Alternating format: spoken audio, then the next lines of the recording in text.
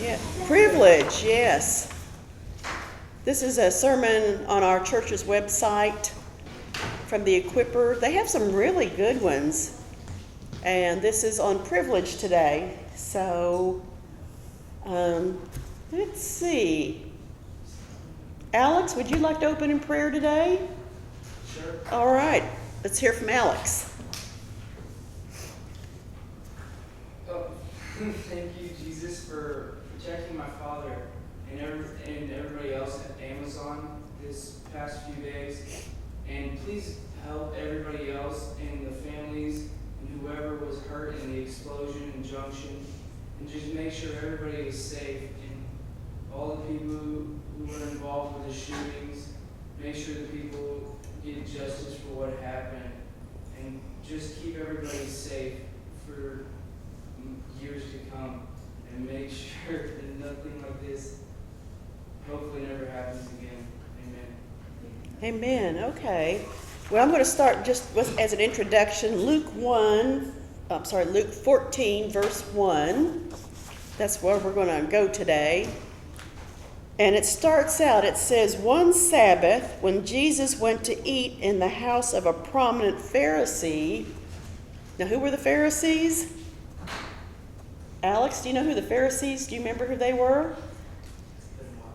Yeah. They were, anybody else? Who were the Pharisees? Scholar Elmo, who were the Pharisees? Well, there's the Pharisees and the Sadducees. Yeah. Pharisees, one was the law.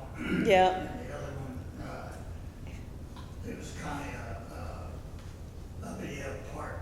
Yeah, they were different branches, you might say, of the religious order of the time. And Jesus is at someone's house for lunch. What's unusual about that? Did they like him? No, they're not well. Then why is he at lunch? He's different from the rest. He's different, and they're trying to figure this guy out, aren't they?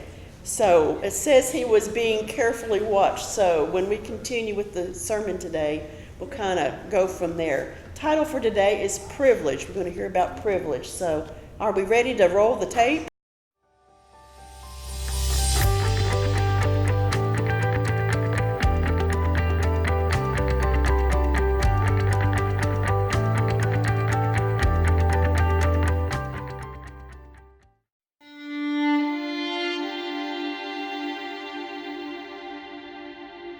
The story is told about a time a rider came across a few soldiers who were trying to move a heavy log of wood without success. The corporal was standing by just watching as the men struggled. The rider asked the corporal why he wasn't helping. The corporal replied, "I am the corporal. I give orders." The rider said nothing in response. Instead, he dismounted his horse, joined the soldiers, and worked with them to move the heavy log. With his help, the task was finally able to be carried out. Who was this helpful rider? None other than George Washington, the commander-in-chief. He quietly mounted his horse, turned to the corporal and said, "The next time your men need help, send for the commander-in-chief." Humility is one of the most revered characteristics a person can have. George Washington did not think it beneath him to help soldiers with something that needed to be done. Humility is about being modest, respectful, and putting others before yourself. It is not calling attention to yourself or thinking more highly of yourself than you ought. The great barrier to humility is, of course, pride. It says this in the book of Proverbs. Do not put yourself forward in the king's presence, or stand in the place of the great. For it is better to be told, "Come up here," than to be put lower in the presence of a noble. Jesus harkens back to this proverb while eating a meal at the house of a leader of the Pharisees. He noticed how the guests chose the places of honor to sit. He told them, "When you're invited by someone to a wedding banquet, do not sit down at the place of honor, in case someone more distinguished than you has been invited by your host. And the host who invited both of you may come and say to you, 'Give this person your place.' And then in disgrace you would start to take the lowest place, but when you are invited, Go and sit down at the lowest place so that when your host comes, he may say to you, "Friend, move up higher." Then you will be honored in the presence of all who sit at the table with you. For all who exalt themselves will be humbled, and those who humble themselves will be exalted. Humility compels us to put others before ourselves, especially others who would otherwise be overlooked or forgotten. In so many situations in life, we have the choice to give in to our pride, or we can let the humility of Christ lead us in our thoughts and deeds. Whether it's helping someone with a task that others might think is beneath you, or giving up your seat for someone else. May humility be your default response. Choose humility. I'm Greg Williams, speaking of life.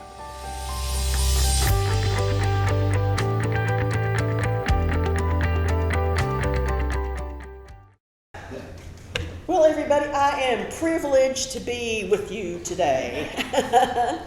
So, what is privilege? That's what we're going to talk about today. And when I was looking for something to present today, I mentioned that they have some really wonderful sermons that I use from time to time on our GCI website. And I was paging through, and this one caught my eye. See, there's this guy on an airplane right here. So, I kind of like traveling on airplanes and going places. But who here has not been on an airplane? Have you guys ever been on an airplane? Yes. Is there anybody that has never been on an airplane? No, I guess that's pretty much how we roll. I realized that 50 years ago, I took my first airplane trip. And it was a high school trip that one of the teachers put together. And a lot of the people that went on that trip with me when I was a student in West Virginia were Facebook friends. And we got reminiscing about all of that. And that was, fun. But I realized, 50 years I've been on an airplane. And you talk about privilege. 50 years ago, it was a privilege just to get on an airplane. And it was such a big deal. It was just a high school group with some students and some other chaperones that went. There was a camera crew that came to the airport to take our picture and put it in the Wayne County News. Oh yeah, yes, we were privileged because we were lucky enough, fortunate enough that this teacher wanted to put together this trip. And it's funny.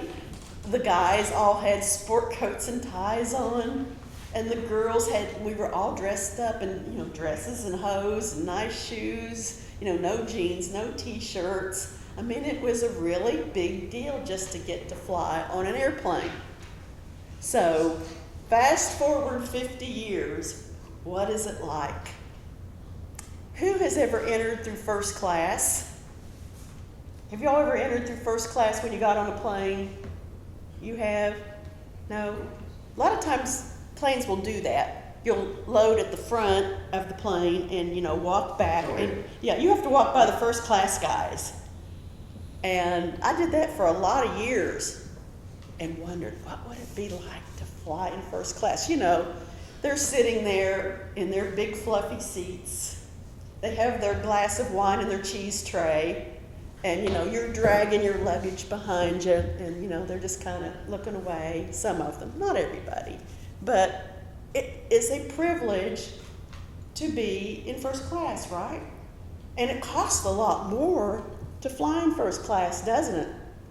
So, that's where people want to be. Of course, it arrives in the same plane and you end up at the same place, but your treatment while you're there is much different than if you are in first class as opposed to what some people call cattle class in the back of the plane. But, you get there just the same. It's the treatment. And people like that. People like privilege. So let's go back to that word. Can somebody define that for me? Rights. Rights. Yes, rights. Special treatment. Special treatment. Yes, special treatment that for whatever reason you're treated differently than another person, maybe more special for whatever reason. Now, is it good or is it bad? Neither. Neither. Yeah. Why do you say that? Sometimes it's appropriate. And it can be good, it can be bad. Yes, it just depends, and it depends on, you had your hand up. I was gonna say, I interpret it as receiving something you don't deserve. So receiving God's love is a privilege to us because we don't really deserve it, but we get it ignorance. Yeah, exactly. We are all privileged in some way. Maybe we don't all fly first class. Alex? Well, the exact definition is a special right, advantage, or immunity granted or available only to a particular person or group. Yes, exactly. Kind of like the first class people in the airplane. It's a group, and I'm using the airplane analogy because that's what it talks about here, but it may be seats at a ball game. You may have front row seats at the UK basketball games. You could go on and on with things that might privilege or set apart somebody else from somebody else. So, back to this. Is it good or is it bad? Rod said it's neither good nor bad. Yeah. Would you all agree with that? Yep. Yeah. The question is, though, how do you act when you have privilege? Aren't we all privileged here in some way? I'll ask We live again. in a free country. We Yes. have access to food, medical care. Yes, and we are privileged to know the Lord in maybe ways that other people don't know Him. We don't fear Him as a fierce and all-consuming, cut you off at the knees, make you burn in that crispy place, wherever that crispy place is. We have a much different perspective. Yes? We're very privileged to be able to not only believe in our God and have Him, but we get to worship Him freely. So, We do. We don't get, we do get criticized, but We do, we but don't get arrested or killed because we decided to choose this God over this God. yeah. And, we have that relationship. And, there are a lot of people in this world that have never even heard of our God. We are privileged to know Him, and as we are privileged to worship here in peace, aren't we? There's nobody outside that we're afraid of, that we can come and go in this country. And I was in the bank the other day, and I was telling Jerry about this. There was a fella in line before me, and the teller made the mistake of asking him how he was doing. You've all seen these people. And he starts out okay, and he said, my wife and I just got back from a trip to Europe. I kind of perked up and was kind of listening to what he was saying. And then he goes off on, I am so ashamed to be an American. Their streets are clean. And this and that. And I'm thinking, okay, maybe they don't have Sonic cups laying by the roadside, or Burger King, or or maybe their streets are cleaner. But what would it be like to live in Russia? What would it be like to live there and not here? If you grew up there, it would be fine. You would be used to it, but would you have the privilege? Would you have what we have here? Yeah. We would not. We would not. And I think people lose sight of that. All right. For those with privilege who expect to be treated better than those without, we face the problem we called what? Hint, it's when you prejudice or another P word, you can become what? Prosecution. You could prosecute or persecute, I guess is the word, unless you're an attorney. Then you would prosecute. But yeah, you could persecute, but you become what? Proud, prideful, yes, because of your privilege. And we said earlier, it's not a good thing, it's not a bad thing, but it's how you handle it. Pride is something we all struggle with. I will have to admit that it's something that comes up in my life, and I think it comes up in most people's life. And if it is not kept in its proper place, it can lead you to looking down on others or leaving others out altogether. And Jesus talked a lot about pride in the New Testament, didn't he? We started in this verse into Luke, but he talked a lot about pride and people that thought they were better. like the Pharisees, they just did not get along. He called them, whitened sepulchres, pretty on the outside, but rotten on the inside. We look at one passage called the wedding feast. And before I get to that, I wanted to bring up a sermon that I gave several years ago. I pulled up an old copy of it, and I believe it was from 2011. Some of you may remember that. It was called 4-Star General, 5-Star Grace. Does anybody remember that story? Well, it was a true story at the time, and it impressed me so much I had to deliver something in church about it. But it was the story of this, and this is a true story. It was a big, fancy White House, Washington, D.C. dinner with a lot of guests, the upper echelon, you might say. And there was a lady there that, I can't remember, I think maybe she was with the press, I'm not sure. But anyway, she was at this big, fine dinner with, all of these privileged people that were, honored and lucky enough to be attending. And she turns around and she sees a leg of somebody walking by. It was a man with the stripe down the side of his pants. And that is the outfit that the servers wore. So she thinks this guy is a server, and because of the stripe, turns out this guy's a 4-star general. Do you remember the story now? Yes, and not only is he a 4-star general, he's like second in command of the whole army. He is up there. And mistakenly thinking he was one of the servers, she says, would you mind getting a glass of wine? And what did he do? He got her a glass of wine. Now this guy is a 4-star general, pretty important. And he, in his humbleness, went over and got it for her. And then, when she sees the front and all the medals and, all of that, she realizes the mistake she has made, thinking he was a waiter. And she starts apologizing all over herself. And, he, in his humbleness, said, oh, no, it's okay. Here's your glass of wine. Glad to get it for you. I'm General so-and-so and all that. And, no big deal. No big deal. So, what does that say about the character of somebody who, like the example that in the video today, where the corporal did not want to move the log, but here comes George Washington, the commander of all the armies, that gets off his horse, his high horse, as they say, and helps him move the log because it was not beneath him. And he gives the corporal a lesson that he probably remembers all of his life, hopefully. So, let's go back to Luke 14:1.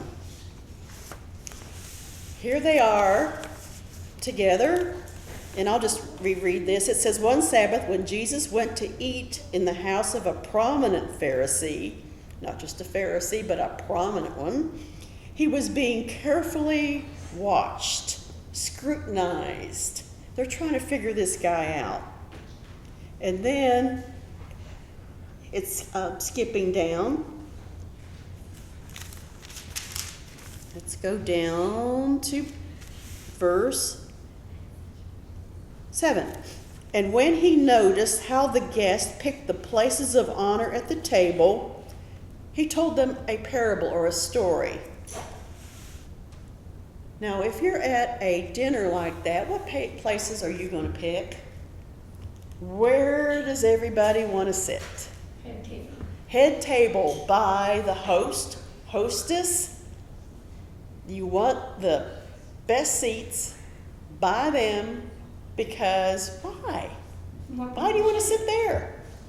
Huh? You want people to see it. You want people to see you. Yeah. It's the association with the person of prominence.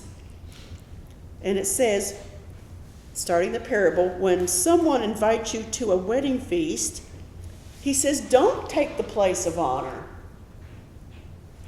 Now, do we ever want to sit in the place of honor?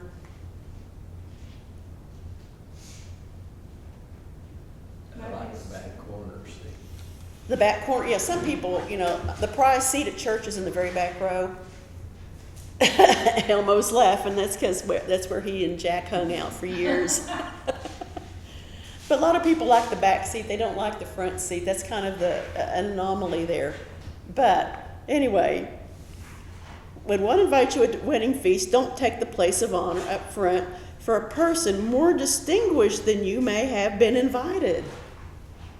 If so, the host who invited both of you will come and say to you, excuse me, please move. Give this man your seat. Then, humiliated, you will have to take the least important place. That would be embarrassing if you sit down. And we are like that today. I started to say it happens in high school, but I think, it happens before that. I mean, I think we could probably go back to grade school where there's always the kids in the class that people pick out as, the best kids. Yeah, the best kids, the in kids, or, whatever you call them today. You want to sit there. Yeah, does that happen at your high school? It happens in middle school too. Middle school, yeah, it does. It happens. It does. I mean, it happens from the time we're little. We learn that association of privilege. It says, but when you're invited to one of these dinners at the wedding feast, take the lowest place, so that when the host comes, he can say to you, friend, move up to a better place. He just got upgraded.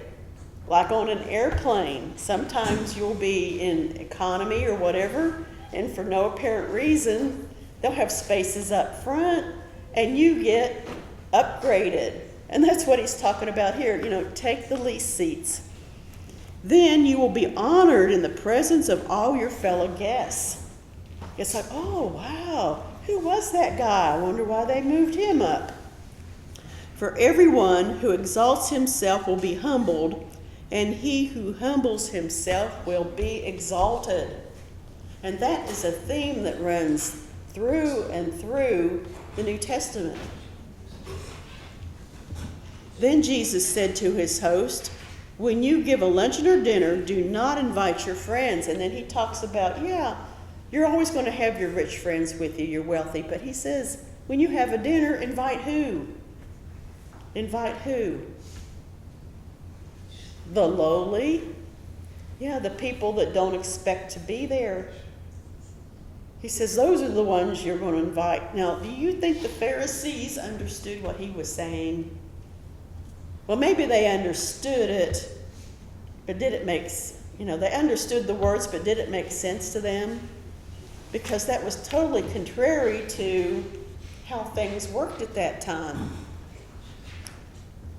And I would put that, to draw an analogy to modern time. Have you ever been to a ball game or a concert like at Rupp Arena or some big place like that?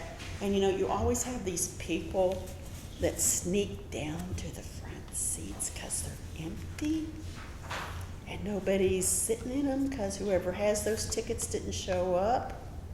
And then the guys in the jackets that are the ushers figure this out, and they go down there and they make you move. Yeah, have you ever seen that? And they're pointing back up, get yourself back up to Mountain Goat Country where your tickets are.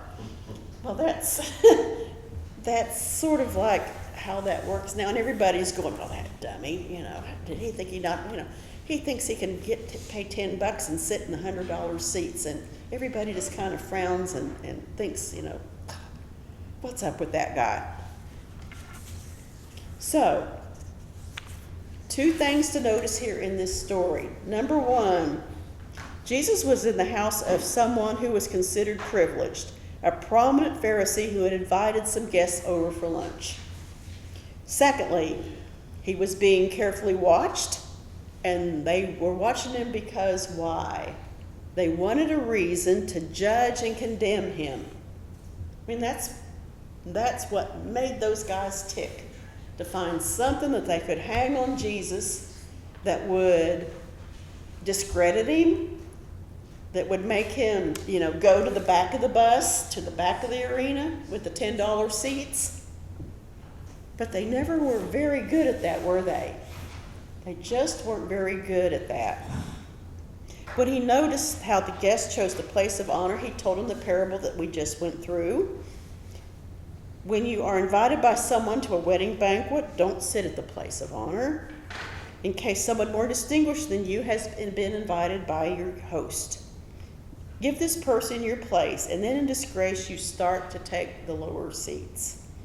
But then he says, for all who exalt themselves will be humbled, and those who humble themselves will be exalted. That's sort of a hard lesson for us, isn't it? Now, I know people that are privileged, people with a lot of money, people with money, are sometimes given a bad rap that they're all snobs, they're all prideful, and, that's just not true. It's just not true. And you all, I could probably go around the room, you could give me examples, but there's one that comes to mind.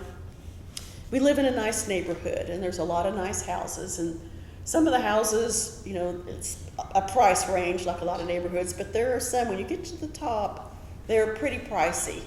And we are privileged because we pay $110 a month to have a 24/7 guard at the gate that, lets people in and that are supposed to be there and takes names and all that stuff. Well, the people that work in the guard shack don't make a whole lot of money. It's like, what did they say, $10 an hour or 15, they don't make a lot of money. Well, one day I was coming home and one of the guards was there and he had this big piece of poster board and he had a marker and he was writing something on it. He was making a sign and he was getting ready to hang it on the side of his car. And I thought that was odd, and it started out, thank you to the residents of our subdivision. So, nosy me had to stop and ask him what he was doing. And he told me that the residents there, his car motor blew up. And, motors aren't cheap. I'm sure they're thousands of dollars for a replacement. And the residents had chipped in together to give him enough money to buy a new motor to put in his car, and he was making a poster board, a sign to thank everybody that they thought enough of him to put their money together and chip in and buy him a car so he could come to work, which I thought, wow, that they did not have to do that. They didn't have to do that, but they did. Some very kind people, and I'm sure there are a lot of examples. You all could tell me some that you know of, but that really stayed with me, that how kind the people, the residents were to the guard. So what we can call Luke 1 is a lesson in etiquette by Jesus. Yes. The host of the party was a Pharisee, we've said, a member of the religious elite. He considered himself one of the privileged, as is often the case. People like to sit next to the one they feel is the most important or the privileged one. In this etiquette lesson, Jesus is telling us to think of others first. Others first. If you choose the best seats, you may be asked to move. Then humiliated, you'll have to take the least important place. To exalt yourself, to assume you deserve a higher spot or a better seat because you're among the privileged, requires you to do what? Lower others. Lower others. How did Jesus view us? Mankind? Did he pick favorites? Yes and no. Yeah, he kind of did. We read about the disciple whom Jesus loved, who was John. He had a special place in his heart for some of the others. Peter, troublesome Peter. But in his eyes, humanity was equal. That even though some may have been more privileged in his attention, he loved them all, didn't he? Even Judas, Even Judas. Why did he love Judas after what he had done? What did he know? He knew Judas was hurt.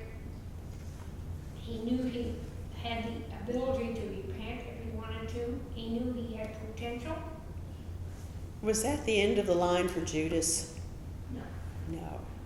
Is it the end of the line for anybody? No, it is not. There's another life out there. There's something else out there that we talk about. Yes, he even loved Judas. You cannot exalt yourself without comparing yourself to others and determining that they are not as exalted. See, the issue here is not about just shaming yourself. It's about judging others as being less than. So what Jesus is saying is when you get removed from that chief seat because you really shouldn't be there, you're kind of shameful, aren't you? You're kind of embarrassed. When I read this passage, I can't imagine the embarrassment of taking the walk of shame as all eyes in the room watch you take a lower position. You see a lot about the walk of shame for various reasons on the internet, including pets that do things wrong. Have you seen people that shame their dogs and, put the sign up in front of them about what the dog ate or did or whatever? Like the dog was there. Yes, it's really kind of funny. Now, you would hope the good Christians would be a kind of this petty power grabbing. Oh my, our church is political. Let's get real. You know what I love about this church?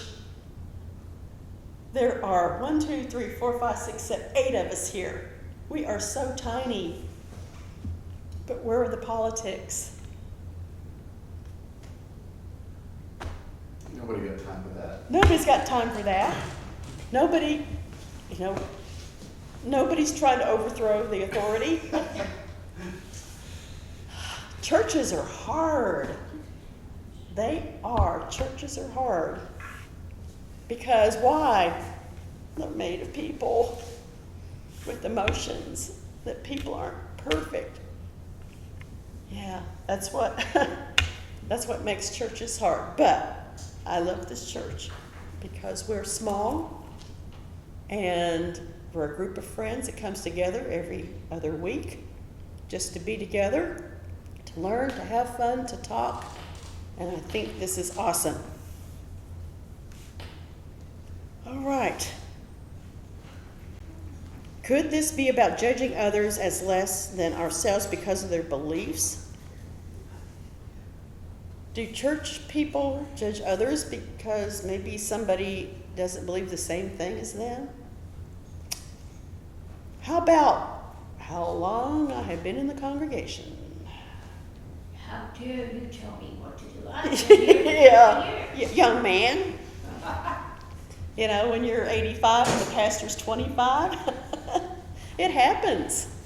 It does. It happens. How about their status in society? What kind of car they come driving into? Their doctrinal understanding? Their lifestyle? Well, did you see the Joneses? Yeah, they bought another camper. Well, what do you think that thing set them back? I don't know. It's awfully nice. I'm thinking $50,000 for that thing. Well, they should have donated that money to the church. People do have conversations like that. Yes. What about those Jeffers? They've taken another trip. Wonder what You that know, cost. they're never in this country. That's right. They never go to normal places. I think they should have given that money to the church, don't you? I mean, you could go on and on and on about people that compare themselves among themselves, and Jesus said, don't do that. Don't do that.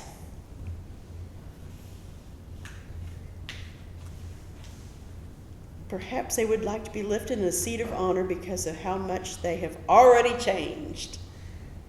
Or, here's the tough one in churches. Carm Catherwood. Do you all remember Carm Catherwood? Yeah, he's from, the pioneer days. And I remember Lexington had, I think it was their 25th anniversary. And he came as the guest speaker because he had been the pastor there, one of the early on pastors. And he gave a sermon, and he gave it on a topic that just really kind of surprised me. But what he talked about was, and I still remember that to this day, people who thought that they should be honored within the church with ordination, but weren't, and got mad, and they left because they thought that they were more of a privileged because of, laundry list of reasons. It's not their choice. Well, yeah, that's true. I mean, I guess if, they want you to do that, you can say no. But he said he was, one of the toughest things of his ministry was people who thought that they should be exalted to a place of ordination and weren't, and got mad, and they had left and went to another church or, started their own church, just whatever. But, if you walk some miles in that role, it's difficult. I mean, at first you're kind of, wow, this, me, pick me. But, it's not all flowers and roses being that, but, people see that it's like a special, what would you say, word or token or privilege. And it's not wrong to want that.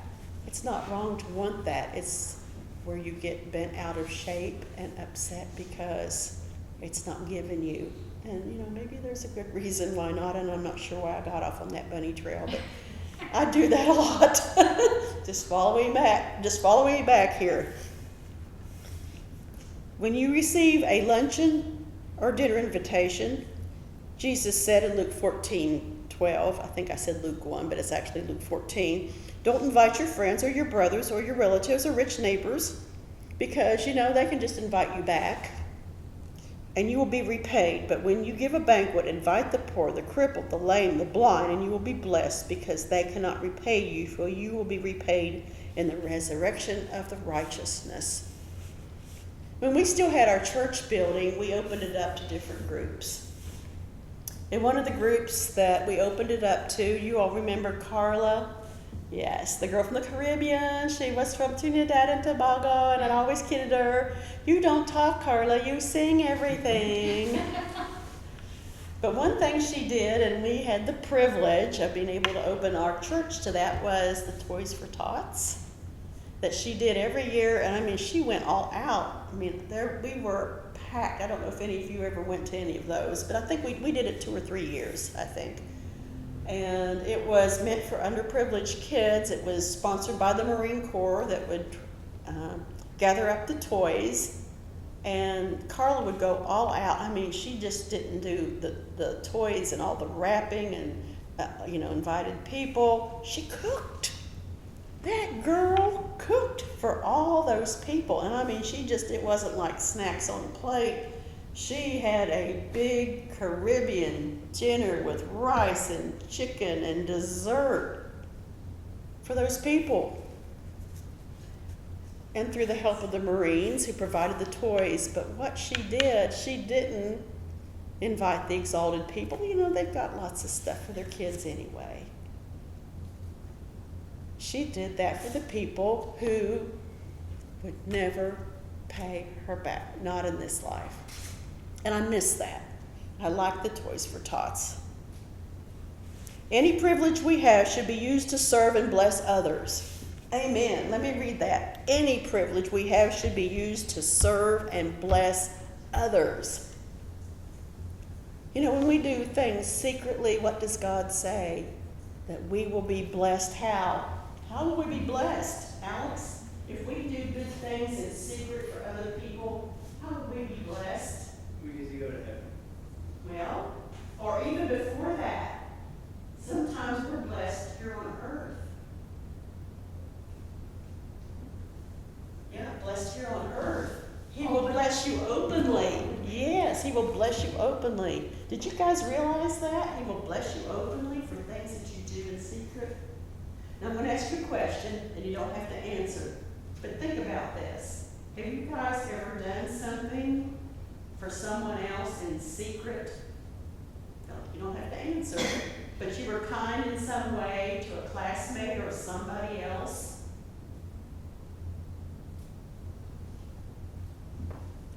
And if you did, I'd just be interesting to know. You sh- Our church, our other church. Your other church, okay. Yeah, Okay, that's okay. We recently went through like a really tough time with like, we had a pastor moving, and a lot of people got their feelings hurt, and like, we're having a lot of trouble, and everybody was blaming Yeah. everything on our deacons. So me and my mom, we wrote like nice letters encouraging all the deacons, but we didn't tell anybody that we did it, and we didn't write. Was it anonymous? Yeah. Yes. How did you feel about doing that? It felt good to show them that they were appreciated by people, even though it I might not know. feel like it at the And time. that's what I was talking about earlier with churches. Sometimes things just don't go well, even with the best of intentions.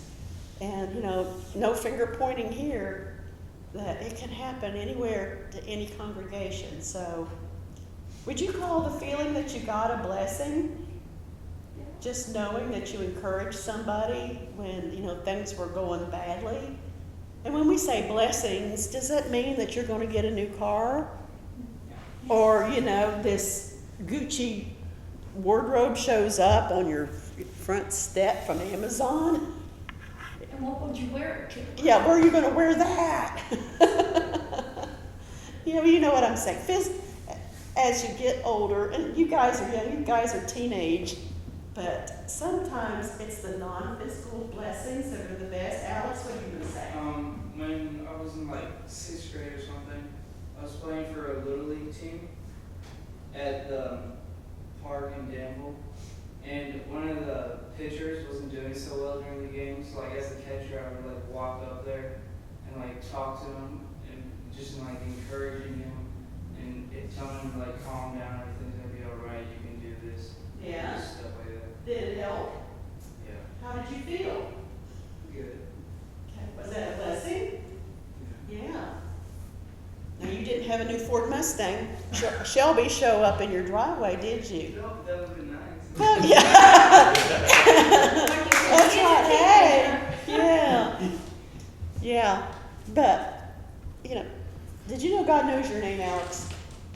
Yeah. Yeah, do you believe that? Yeah. I believe that, yeah. And do you think he ever says, look at Alex, you know, I am proud of him for what he did? Do you think that those conversations go on in heaven?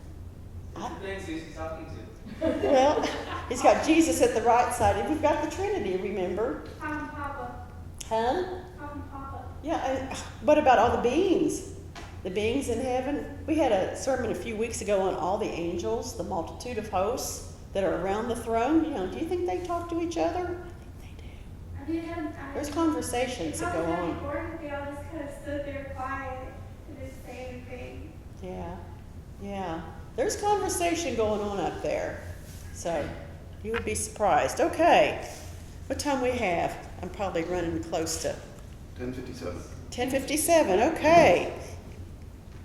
All right, any privilege we have should be used to serve and bless others. Jesus tells us how to love others as he loves us, and sometimes that's hard. Not everybody's lovable. He gave up his privilege to become one of us, to walk a mile in our moccasins. That's the example we have and which we can follow. So, if we have a voice, how can we use our voice to speak for those who don't or can't speak for themselves? These are just thoughts to take with you. If we have resources, how can we use them to work for the kingdom, to bless others who don't have similar resources? If we have time, how can we use our time to serve others and help them see a different side of Christianity? I saw a bumper sticker one time, and I've mentioned this before, and it said, Christians are the reason most people aren't. Ouch. Ouch. Those of us who know Christ have a privilege. And how are we using that? Let mutual love continue. Do not neglect to show hospitality to strangers. And God says, Hebrews 13:5, I will never leave you nor forsake you. He's always got your back on this. We have Jesus and he has us. That's the greatest privilege of all. I think Greg Williams alluded to that in the message he gave. Because of this privilege, we have been invited to participate in what Jesus is doing, sharing his love and his life with others. And the congregation of 8 people in Little Lexington, Kentucky said, Amen.